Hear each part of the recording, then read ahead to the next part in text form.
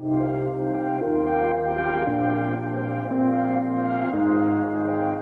everybody, welcome back to another video in our coverage of the GAMA 2018 trade show here in Reno, Nevada. I am here with Andrew from USAopoly. Great to see you. Thanks for having me. Thanks for coming in. We certainly appreciate it. And you have brought us Thanos Rising. Yes, Thanos Rising. So let us in on the skinny here. What is this game going on about?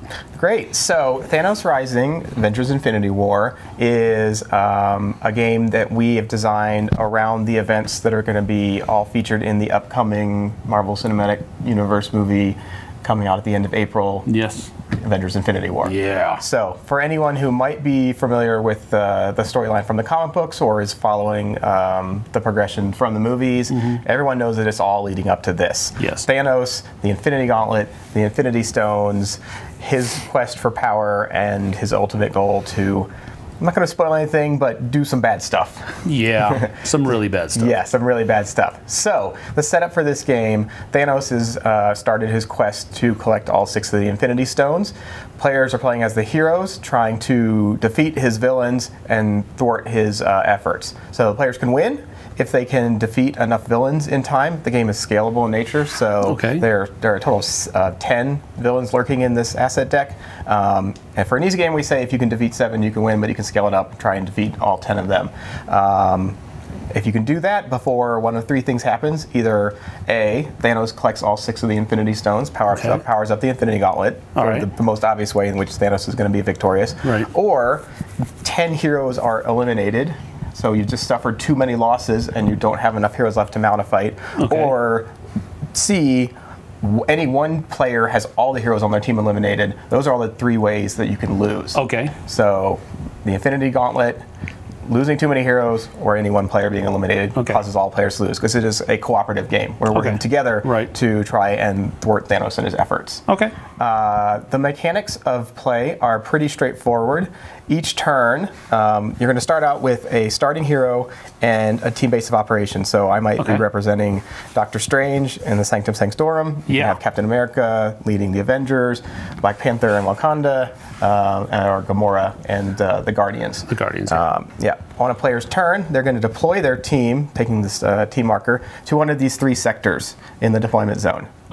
That's going to dictate which characters you can interact with. So what you're going to be trying to do is roll combinations of dice, matching symbols to recruit heroes, if I'm in this sector here, or potentially defeat villains if I go to one of these sectors where a villain is at. So yeah, we're working collaboratively, trying to figure out, like, where is it best for me to deploy, where am I stronger, where am I weaker, where do you need to go, do we need to focus more on the villains, do we take some time to maybe recruit some heroes and build up our teams? So there's some discussion going on at this point. Very much so. I mean, we found that the more collaborative the players are, the more they co-op, the better they're going to do. Sometimes people are like, I just want to do this. I'm like, is that really the best strategy?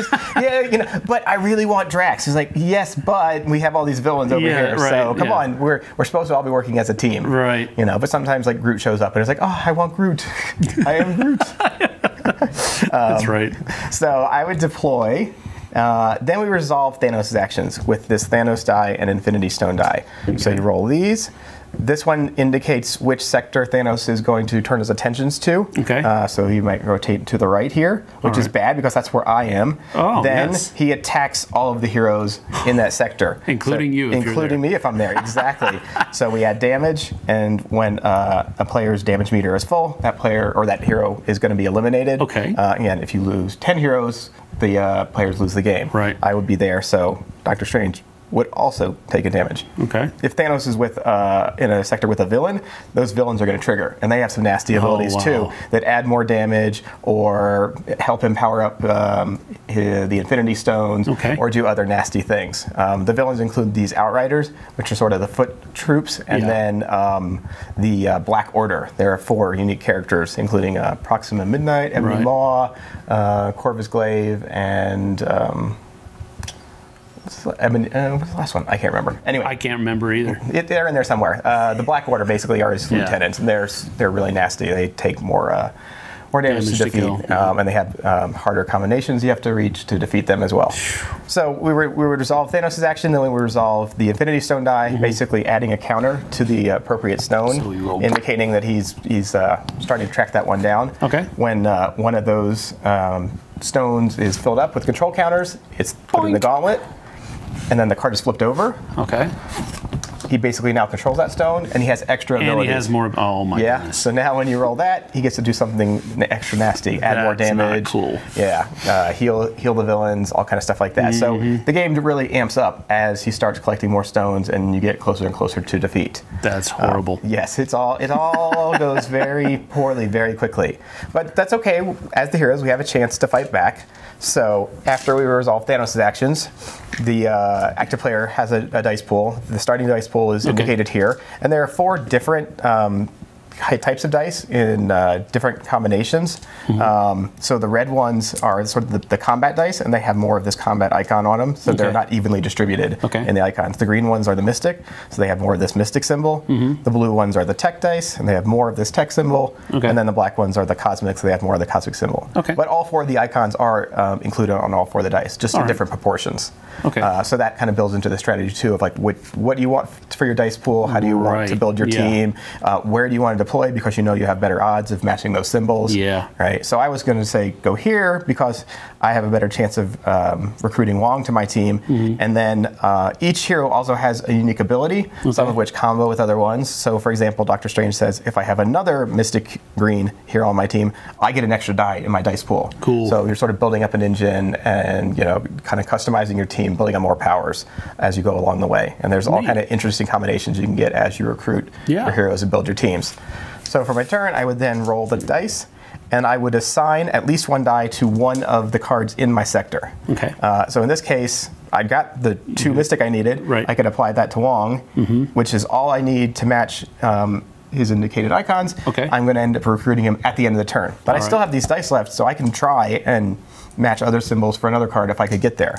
I would roll, I look at what I got. Okay, maybe so you can re-roll. It's not just one roll that... Yeah, it's not just one roll. It's roll and assign at least 1 die, and then re-roll the rest of your dice. So it's not just one roll, assigned, and then done.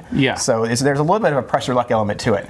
As you can decide, how many do you want to assign, how many do you want to keep in your pool, and re-roll. Can you only assign 1, or can you assign more than 1? You can assign more than 1. So in this case, if I say I've got the Mystic I need and the combat I need, I can put both of them there. And then I still need to get the 1 tech there. And there's 1 tech on this, so I got a 1 to 6. I did not get it. So I didn't quite get there, and if I don't have a place to assign, I have to forfeit 1. And then when you're out of dice, that ends your turn. Then you resolve. So I would recruit Wong. When you recruit a hero, he gets healed. So he comes back refreshed. That's just Wong. Yeah.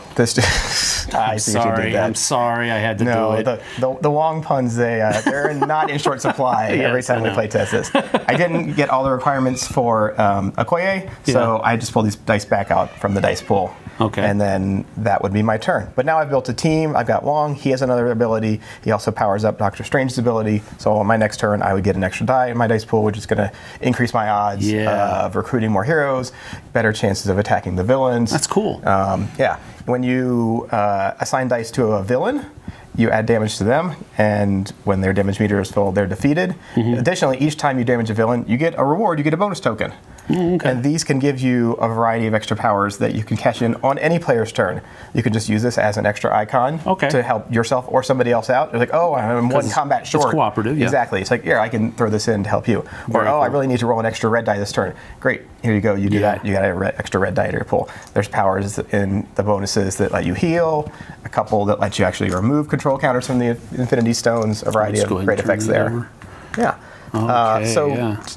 Whenever a slot in a sector is taken out by either having a character recruited or defeated, it's replaced with the top card from the asset deck. So another villain would show up there, and then it would be the next player's turn. That would come back. Yeah, they choose where they want to deploy, resolve Thanos' actions, and then roll their dice pool, assign, and resolve their actions. So he resolves before every person's turn. But you still have to plan where you want to go first, so you don't get to know. And hopefully, there's a chance he might go left, he might rotate right, he might stay where he's at, and then just power up all of his villains.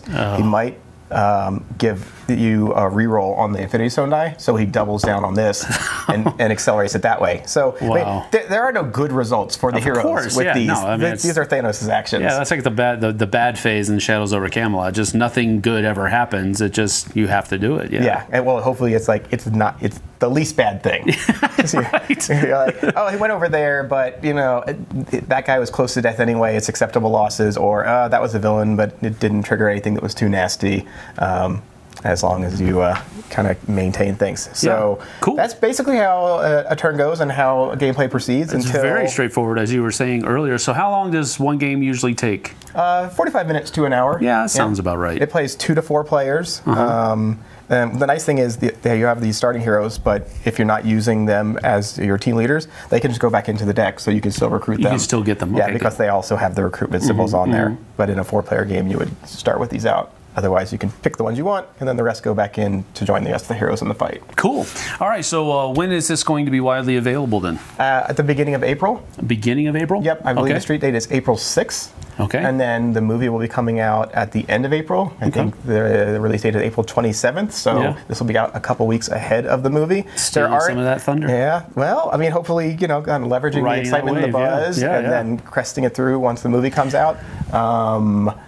What's your MSRP going to be for it? It's $49.95. $49? That's not bad. Okay. Yeah, get all this. I mean, the production quality is great. Thank you. I mean, it really is nice. These dice are really nice. They're all etched, so there's not like it's going to be no cheap production here. This looks great. Thank you. Yeah, I mean, you get this awesome collectible Thanos figure. A lot of people are like, well, even if I have the game and I'm not having it set up, I'm still just going to keep him out on my mantle because he's just an awesome showpiece. Yeah, it is. It's cool. So yeah, very good. He has a great table presence and really kind of, I think, elevates the fun of the game. But just by having him there lurking over all the action. Right? Yeah, exactly.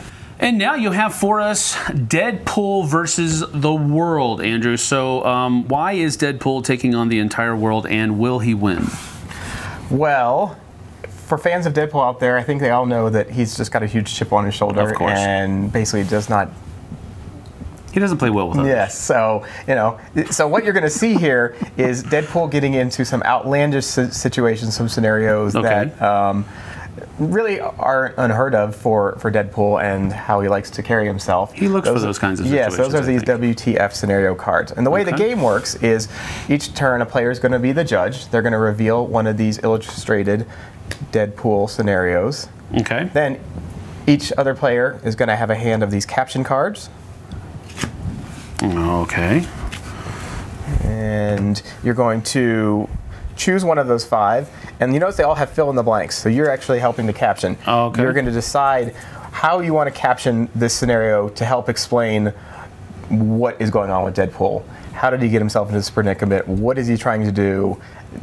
How can we explain this away in a way that totally makes sense, or just is hilarious and makes us all laugh? So it's totally a party game in that familiar judging and submitting answers vibe. May I write on this? Absolutely. Okay, so I'm assuming I write my response in the little yellow box. Yep, and that'll fill in the blank there. Okay.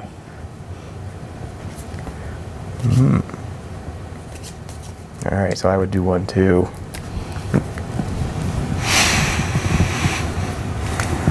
Great. And then, of course, everyone would submit these to a judge who would reveal them. Okay, so we would reveal them. Oh, ours are pretty similar. Let's see. Hey, look at that. So, great minds think alike. Yes. So Chicks dig yoga. Or... This isn't my first yoga party. Right, and you can imagine it plays up to 8 players, so everyone's going to have an answer that they're going to submit with a caption. The judge is going to pick their favorite answer. They're going to collect the card, score the point, and the first person to collect 5 cards wins. So very familiar play patterns, mechanics that I think everyone has really come to enjoy. What we really like about it are a couple of things that I think make it unique.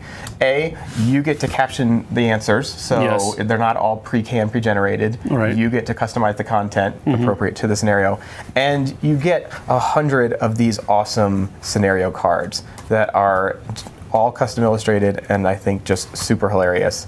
So you can get a sense of this stuff out here. Those are pretty interesting, yes. Yeah.